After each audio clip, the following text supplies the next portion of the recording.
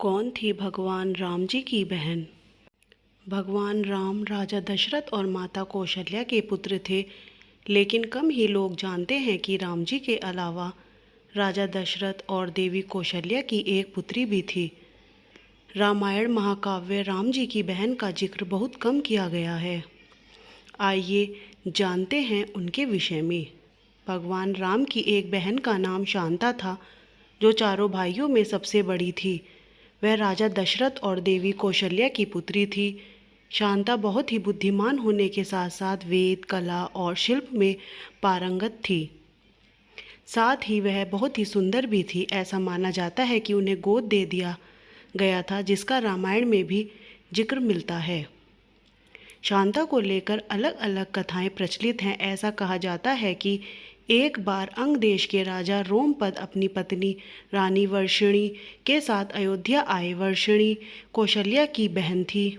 उन दोनों के कोई संतान नहीं थी और वह इसे लेकर बहुत परेशान थे। जब इस बात का पता राजा दशरथ को चला तो उन्होंने अपनी पुत्री शांता को उन्हें गोद देने का निर्णय लिया।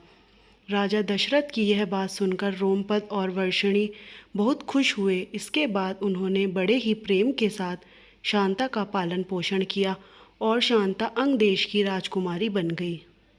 भगवान श्री राम की बड़ी बहन शांता का विवाह ऋषि श्रंग से हुआ था, जिसके पीछे भी एक कथा मिलती है, जिसके अनुसार एक दिन राजा रोमपद अपनी पुत्री शांता से कुछ बातें कर रहे थे। तभी उनके द्वार पर एक ब्राह्मण आया और उसने खेतों की जुताई में राज दरबार की ओर से कुछ मदद की मांग की। लेकिन राजा अपनी पुत्री शांता के साथ बातचीत में इतने व्यस्त थे कि उन्होंने ब्राह्मण की बात पर ध्यान नहीं दिया, जिससे वह निराश होकर वापस लौट गया। वह ब्राह्मण इंद्रदेव का भक्त था, इसलिए उसकी ये हालत देखकर इंद्रदेव क्रोधित हो गए और उन्होंने अंग देश में पर्याप्त वर्षा नहीं की। इस कारण राज्य में सूखा पड़ गया। तब राजा ने वर्षा कराने हेतु यज्ञ करने के लिए ऋषि श्रंग को बुलाया। यज्ञ परिणाम स्वरूप राज्य में वर्षा हुई।